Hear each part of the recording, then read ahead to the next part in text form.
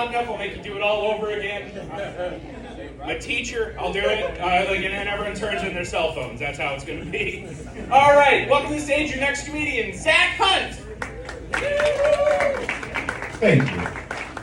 So I'll start this off live, because I can almost promise you it's going to go south really quick.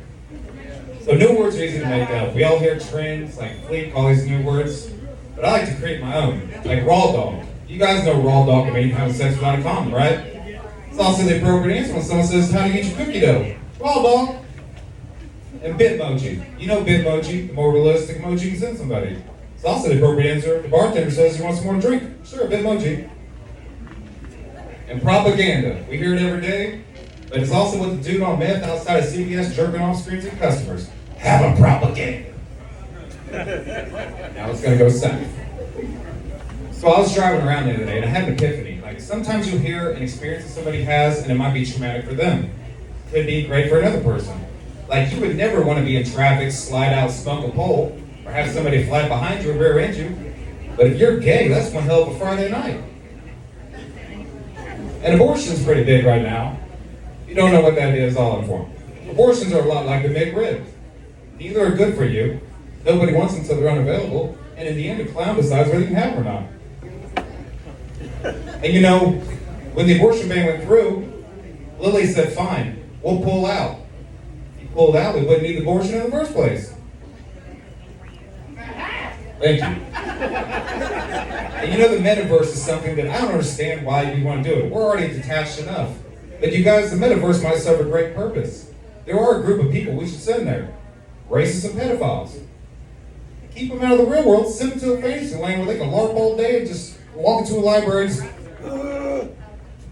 He's not choking his chicken, he's choking a chick.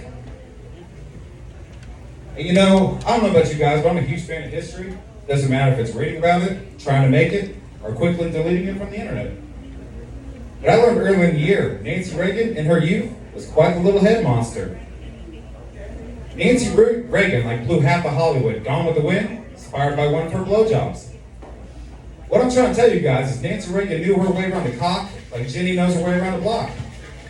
And I'm sure Ronald Reagan's like, well, I'm trying to sell these motherfuckers and just say no, but you won't do it for the dick.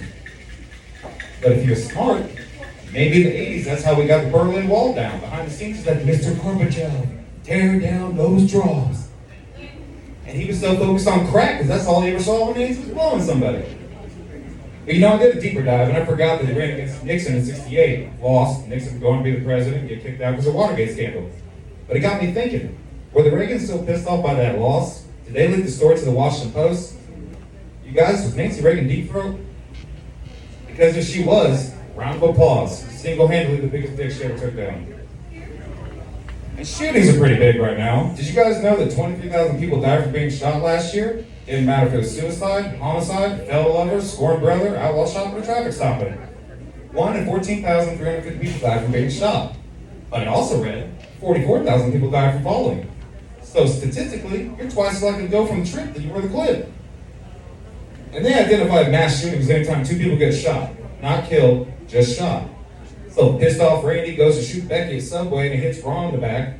This is no longer a Dateline NBC episode about, I love that went $5 wrong. We're now looking at the fucking CNN breaking news about a mass shooting a sandwich artist. And that takes away from the horror of that event, because I'm pretty sure Sandy Hook's not sitting there in a liquor store robber going, I can relate. They're both horrible, but they're different horrors. So let's just let mass shootings be what they should have been at the beginning. That moment when a priest pulls out of an altar boy. And I'll end on this. You know, we hear words that offend us too easily. Like, giving the word the power is what gives it. Like, but your reaction gives it the power. But we've all been in this situation. Mind your own business, driving in traffic, you know, rocking out some Smash Mouth at Creed, whatever your poison is. And some dude rides up on your ass and, fuck you, motherfucker, and speeds off to meet you at the light like 5 fucking seconds later. Now, when that bitch is sitting there hitting that vape pen like it's drywall, you got 2 options. Retaliate, or realize that dumbass is probably going to keep on driving home, get inside, hop on the internet, and jerk off the milk porn. And that's why you don't meet your heroes. And I'll end on this. Early in the year, there's a push by pedophiles to rebrand themselves as MAPs. Minor attracted people, people attracted minors. You didn't hear about it, that's how quickly that shit went away. But you guys, we really should reconsider that name brand change. Because now when we hunt them down, we're going on the fucking map quest.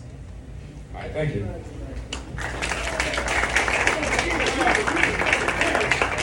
All right, one more time for Zach on folks.